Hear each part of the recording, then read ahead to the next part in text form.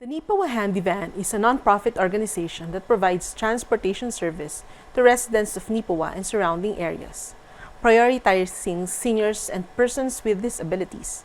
Currently, the organization is facing financial challenges due to the unexpected repairs of the vehicles and the rising fuel prices.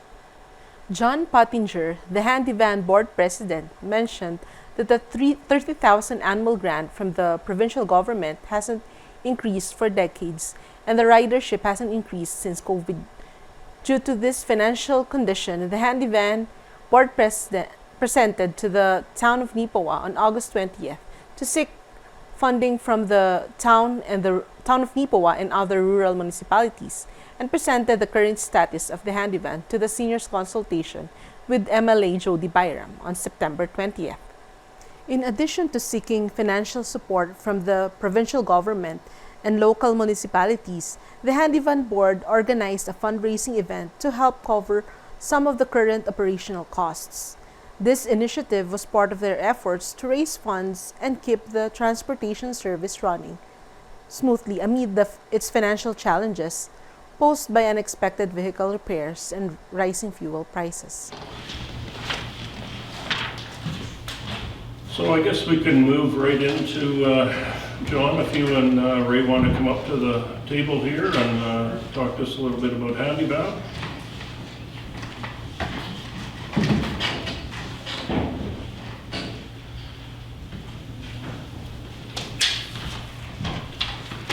So welcome. Thank you. So we know the Handi-Van's a pretty important service to our community in that, and so we know that you've been running into some challenges in that, and I guess what we're hoping tonight is that you just explain a little bit to us, help us understand what's going on with the Handi-Van and just where you guys are at. Okay, we'll let John do the talking. He's got all the numbers and everything in front of him there, so. Our bank balance currently is $28,658 in the hole. Is where we're at, and that was just with our $15,000 government funding. Our government funding of $30,000 a year has been the same since my dad was on the Handi-Van board, and he was a counselor for 18 years, and I've been a counselor for 14. We have never had an increase, ever. We lost, when the United Way pulled out, they were giving us $10,000 a year. We lost that right away, so that was helping out huge at that time. Our ridership before COVID,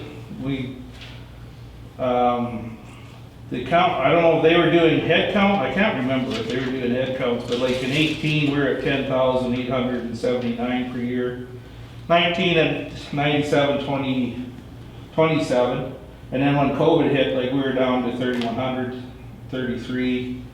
23, we were back up to 5,098. We've got 3,324 so far this year. So our ridership is slowly coming back, but it's never came back to where it was.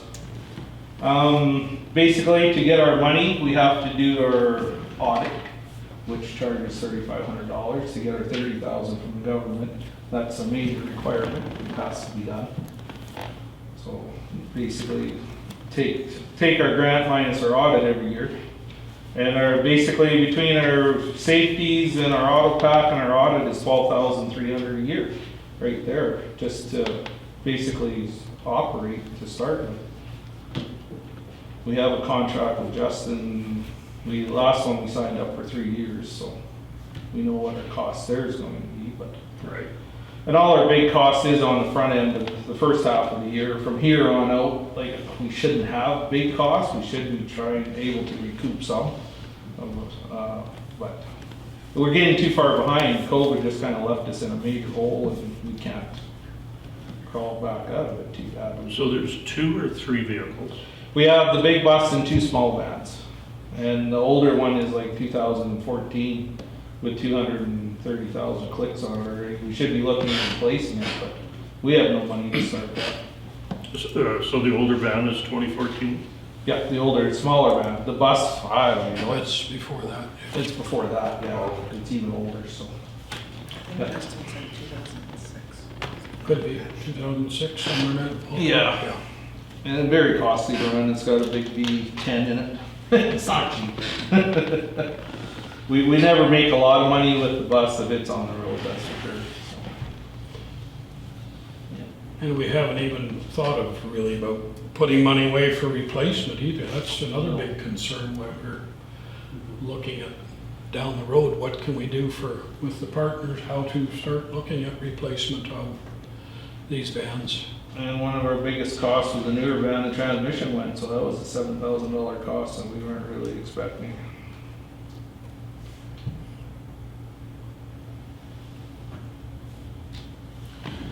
So in your travels and that, with other communities and that, do you see any difference in the modeling, the way things are done here compared to other locations, or?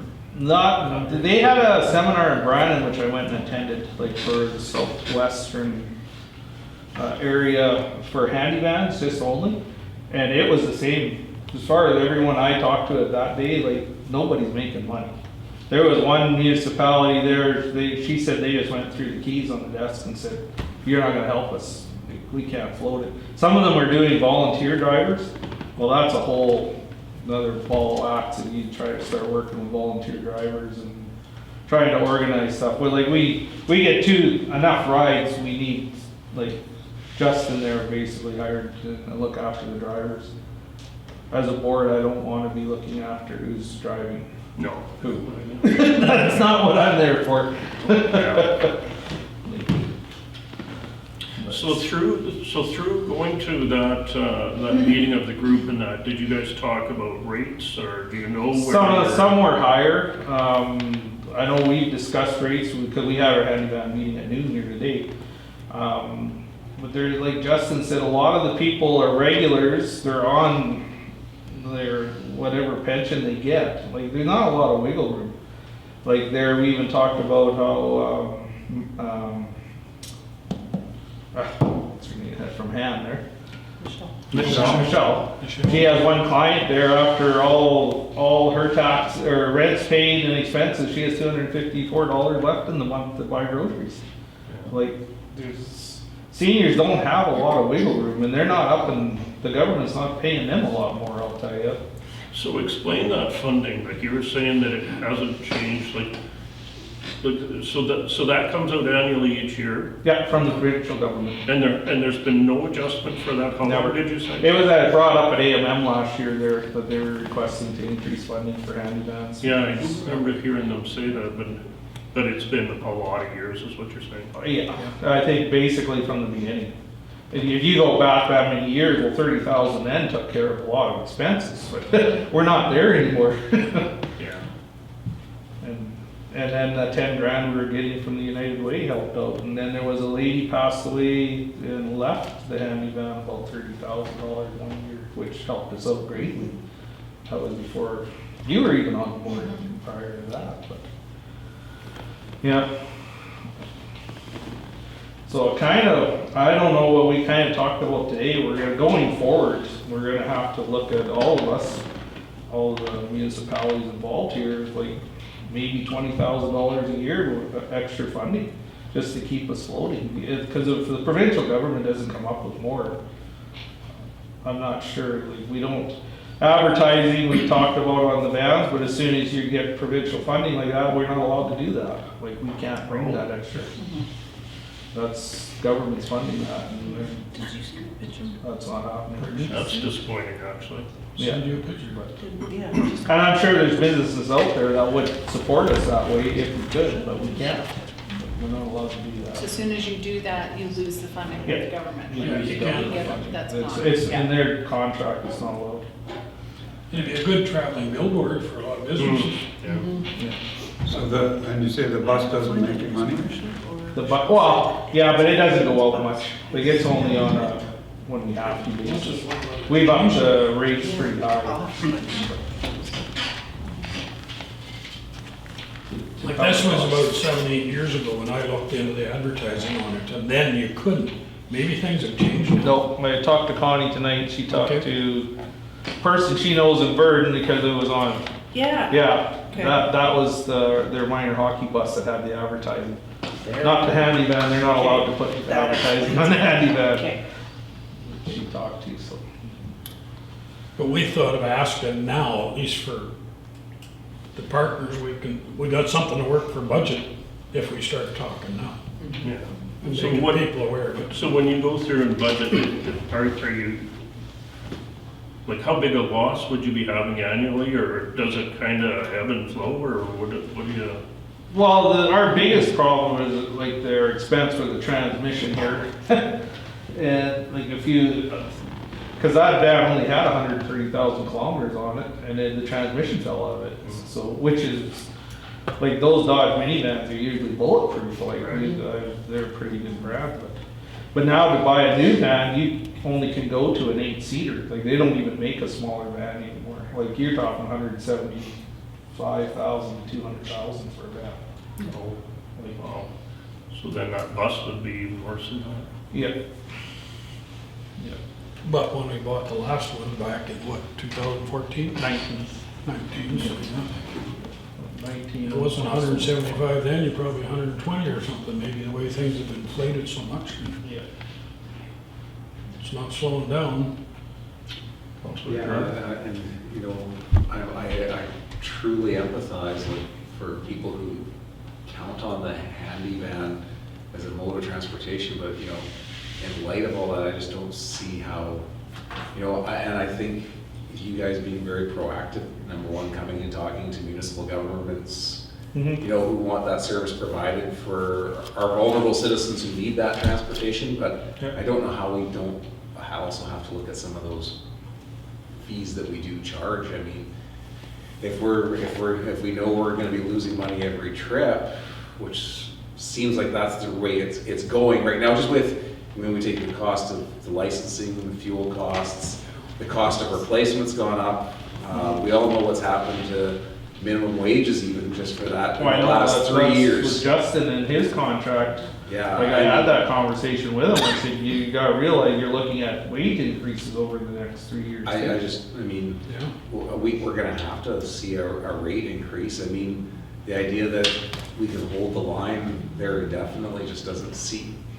I mean, I guess as someone here that sits around the table, we have to make those decisions on taxation and things like that. I mean, the popular decision is to hold the line at zero, but we know that's not practical or The only problem we have as a handyman is the senior population with limited income. And those are, you feel real mean to start targeting that group. but it's not targeting, it's, Well, they're the ones using it.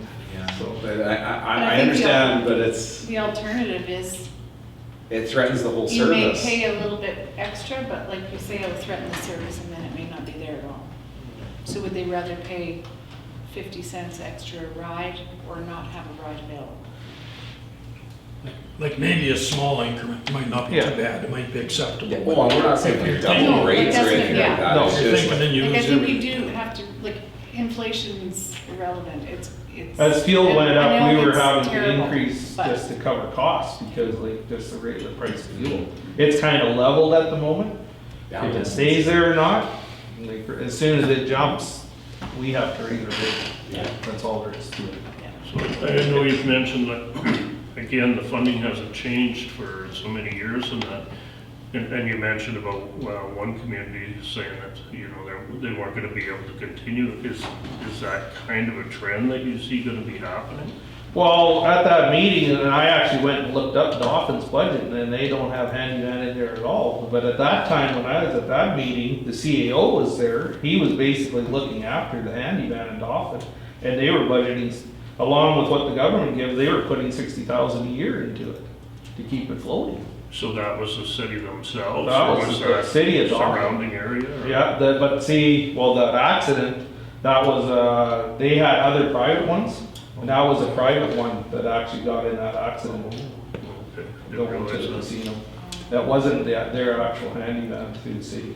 So on your fuel, on your parts, on your repairs, do you collect the GST back? Should be. I think so, yeah. Yeah, I'm sure she is, yeah. And, Because we're nonprofits. oh, no, we've been arguing about the provincial tax one for a long time, haven't we? Yeah, I don't think the provincial's an option. And we've been doing fundraising as much as you can, but it's, There's so much fundraising going on around the community too, it's hard to even talk fundraising for this. Right. It's tough. So for the sake of the $30,000, would you consider sponsorship? Like if you could raise more than 30 by Well, that's the getting, question, yeah. Well, I guess, yeah, that would be the question. No, we've never gone out to lobby to see how much we could actually get. right, But just a thought, like, you know, Yeah. the stride van or, you know, like, Yeah. right, Lions, like, you know. But we have a Western Caucus group in the Southwest Manitoba. Every month we have a meeting, and Handi-Van comment comes up every year, here all the time. Like, everybody's having a hard time with handy, you just can't afford it. But you want to keep it for your seniors, like you don't want to lose what you already got for the seniors, and Yeah. if it wasn't for them, we wouldn't be sitting here, so. I would say more than you want to, it's a vital service, like it's, Yeah. it's not, it's not and it's only optional. getting more demand with the new hospital out there, and you purchase land out on way further west yet. So like, there's gonna be more demand for that service. To doctor's appointments and. And is there a lot out to specialists or that? Is there a lot of travel to going to doctors? I would say, yeah, probably, I think there's a good chunk of Justin it. does a lot Yeah. with the hospital and, yes. And we do get calls from the hospital to take people home or possibly even to Brandon. Like, there is, they use us too, at time to time, so if there's no other alternative, we'll get called if we're available to look after stuff like that, so. And Justin was talking about kids and that for other outside activities, but by the time you start getting seat belts in there and car seats in there and somebody to administer it, liabilities, it's just something. Transporting children under 5 years old is kind of a gray area. I'd have to talk to Autopath and see where you can stand on liability on that one. If you can think of a way to make it work. Yeah. But I think as far as the money, like we're sort of, we haven't been asking for any over the years, have we really, John? No. Just things caught It up was to only us that this one year. year. And we haven't been putting anything away for future replacement. That's the biggest concern right now too. Like, we should be doing these once every, 5 years? So you got a 10-year-old machine at the most or something like that? Like How many municipalities are involved? Rosedale, Westlake, Gladstone? No. Or no, Glenelg, Glenelg, Lansdowne. Glenelg, Lansdowne, and North Cypress Langford. Yeah. And Town. Four of us. Four of us, yeah. Like, we all spend money on places like the Yellowhead and that, for the younger generation, to keep their prices down. And yet, we're not really giving a whole pile to our seniors, who are a pretty important part of our community. Yeah. Hand gets money from all of us, Yeah. somewhat per capita. Yeah. I think it's 50 cents or something like that. But they got a big increase in their government funding also. Yeah. We didn't, they got a 25% increase. So you were saying, just as a suggestion, how were you looking at this 20,000 apiece? Like, Well, basically, the same funding as what the care home's under is what we've used before, oh, that I'm not familiar with. percentage wise. So. Well, we were looking at 20,000 altogether, right? Yeah, Not each Oh, entity. okay. Yeah. Just one, 20 20,000 amongst with everybody. all four of us in on our share of that. Oh, okay. That's what we're kind of looking at. Yeah. So is that a per capita? I don't know if they based it originally on the care home when that was done. The care home must have been. Because that percentage is Capital, used on but the they- taxes, so it gets paid back to us now, I believe. It's the same formula. But things have changed so much too, I wonder if that, going it per capita might be. I like the idea that we go along with the way hand is being funded. Yeah, the same as hand. You realize Neepawa is way higher now than where it was. Yeah. But we also know Yeah. that the care home agreement is costing each and every single person in the town of Neepawa Mhm. to pay you guys every year. So we don't want to do that anymore to our ratepayers. So fairness would indicate per capita, not Per the way, postal the way of The way Ann does it. was done, yeah. Yeah. So basically, you'd figure I'd take the 20,000, work on your population, and Yep. get Yeah. that. Yeah. Which would be work too, that would be, Yeah. I don't have an issue Because up with that. until this point, the municipalities have not given handyman any money. Only the one year we ran a deficit there, and then, There is an agreement where the 4 entities cover the Cover shortfall the at the end of the losses. day. What that split is, I don't know. Do you know that, Colleen, or not? No, when we actually look back at our records everywhere, every minute, everything we have nothing in our records that talk about how the handyman splits funded. any costs. Okay. So I would have to defer to the minutes of your board okay. to find that discussion. 'Cause I know Judy, when she was our I'm not treasurer, saying it she doesn't knew, exist, she knew what it just was. we don't have any. She knew the formula at that time. Maybe she still But I think Wendy does too, actually, I've talked to her. But about it. somebody must have a record Yeah. somewhere. Must be something. Wendy was CAO when that happened with But that's, Carol. the thing is, At that like, we time. all understand the Carroll agreement, but there is nothing that said we're taking that and extrapolating No, over to the that's- handyman board. Yeah, No. I that's have how. nothing that speaks to that. Okay. The per capita basis works, I don't have an issue with that at all, that's fine, too. So, So you're thinking of this being an annual ask that you Yep. would, from all municipalities? Yeah. So then, would you still be asking then all municipalities to cover a deficit? We shouldn't have a deficit. But what if you do?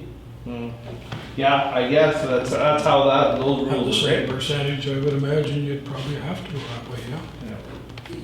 You know, if we had structured budget, I always like budget versus responding to emergency. Yeah. Oh, And yeah. if we don't Well- get structured budget, if it did alleviate the risk of those sudden shortfalls, I would always defer to budget and plan. Well, that's why we wanted to talk tonight, to work towards a budget, work towards a plan going forward. Like, you might not get the money right now, but I think we can function the way we are until everybody gets their budget done and work it out. Yeah, no, that's a good approach, you're right. Okay, any other questions, or have you guys got any other comments? If not, well, thank you for coming out. We'll certainly have to spend some time on this, and Yvonne's the expert, so she Yeah. knows it. that's what we keep saying there. That's why it keeps entering. Good, thank you very much for doing that. I think at this point, we were talking about transportation, and you mentioned the handyvan. John, could you share a few words with us about the current status of the handyvan and its use? John Pottinger, the chairman of the handyvan board. Good day. Our current status, this is for Joan too. Our ridership since COVID has decreased a lot. Seniors weren't going out. We're not back to those numbers yet. The grocery service is something that Yvonne's brought forward at our last meeting. There is a need out in the community for that. Our funding, our financial, we're not doing great financially, but our funding has been the same since the start. We're still at 30,000 a year for our grant money. So we're looking at seeing an increase, hand-on increase from the provincial government, and they're discussing possibly us getting an increase. But just the way the format's set up, it's very hard to cover our costs. Like by the time we're done, you have to have your audit, which is $3,500. Your safety on your vehicles every year, which is definitely a need anyway. And by the time those costs are done, that eats up most of the ground. So basically, it's this ridership. Then if we're not covering costs, we have to start increasing our costs because to cover our contract person that does our handyman. So basically, our board is made up of the town of Neepawa and 3 surrounding municipalities: Linnell, Lansdowne, North Cypress, Langford, and Rosedale. So that's what our board is made up of. So Yeah, ridership is slowly coming back. A lot of people are doing the grocery thing. I think a lot of them got used to bringing their groceries in from co-op or whatever. And they don't go out as much as they used to. I think it's taken a long time to get them out and do events again for the seniors. So that's how the handyman's set up. We're looking at, we have a 50-50 draw running right now. Probably just runs across tickets or whatever. Just to help us out. Mention October 15th. Oh yes, the draw is October 15th and we're doing chili and a fun at the Arts Forest. As a fundraising lunch. Kind of fundraising lunch. So I try to help out. So we do what we can. It's definitely a service that's used in Neepawa a lot. We do rides like for medical appointments to Brandon, Winnipeg. Cost is it's fairly high, but we're available to do those. So, should have transport seniors to whatever we have to. And there's times in the hospital phone if they have seniors that need to be taken somewhere that they'll actually reach out to the handyman and we'll look after that. Yeah, and we do a few school pickups for some disabled children. Yeah. Pick them up in the morning and take them back at night. The service is definitely there, and with the new hospital coming, it's probably only increased because the hospital's getting further away. So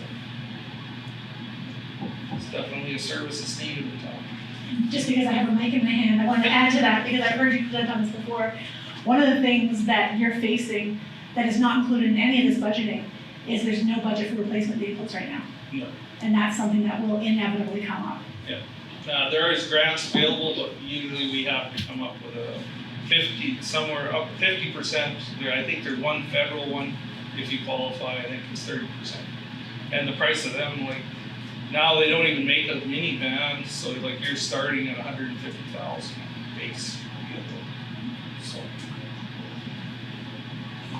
yeah, replacement is, and we do probably need another van. It's game. And I just want to add to what John said. So our funding hasn't gone up, and it's 25 years. Yeah, Something like I've that. been on for 14, and my dad was on 18 before that. There It's we never go. changed. So. And John's been to several meetings, and in the meetings, there's been discussion where handyvans in small towns are looking at closing because they cannot afford to operate.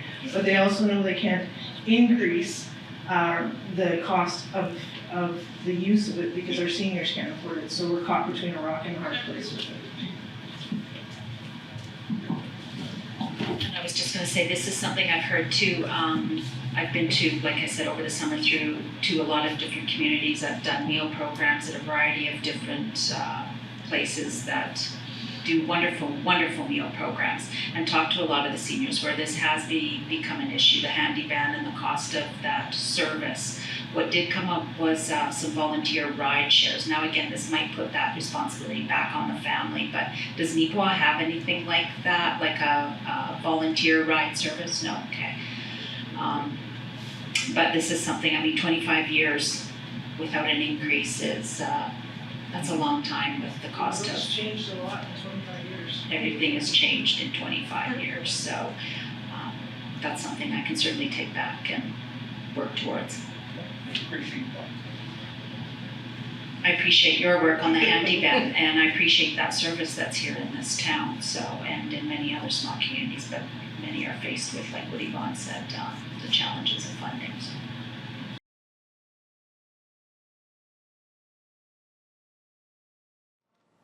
Yeah. Hi, I'm Carl Snedzik. I'm Reeve of the RM of Rosedale. I've been with the Handy Van coming on 3 years now. I'm the board member.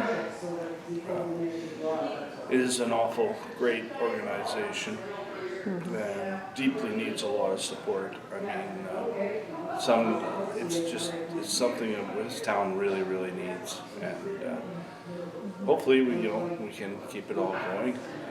I'm hoping all the other RMs around will help out and keep the handy van going.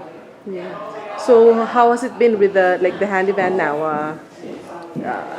We heard about the financial challenges that it's facing right now. Yeah. What can you say about that? Excuse me.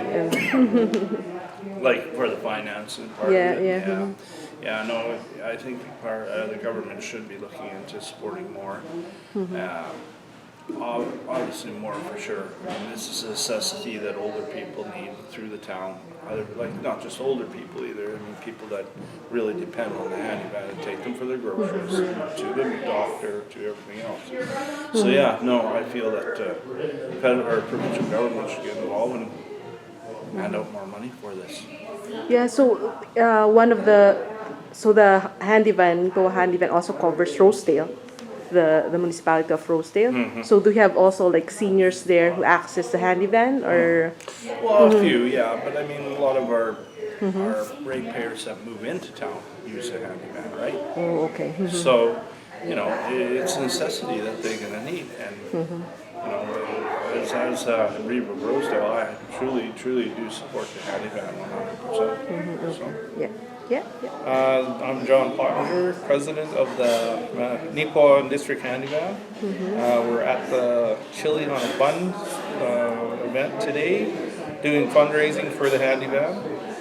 Today we're also going to do the draw on our 50-50 tickets that we've been selling for the last 3 months. We're at $2,000 or a little over, so it'll be a good prize for whoever the winner is. Good luck to everyone who bought a ticket.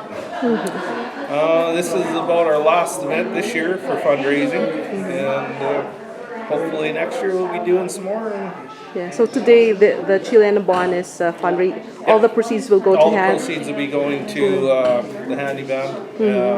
All the food was donated, so it's going to be pretty much 100% profit today. Yeah, I heard you donated the beef and some were donated by co-op And or. Co-op supported us, yes, with Okay. drinks and gift card or whatever for drinks and the buns and everything. So, yeah, so the minimum costs, and it should be all the proceeds will be going to the Handi-Van. So how's the Handi-Van as of now?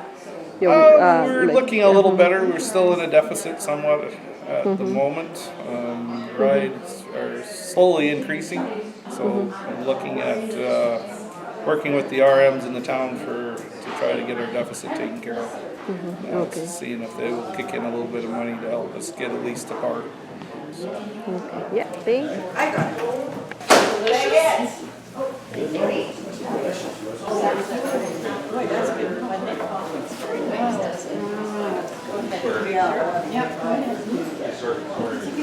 Yes, please. There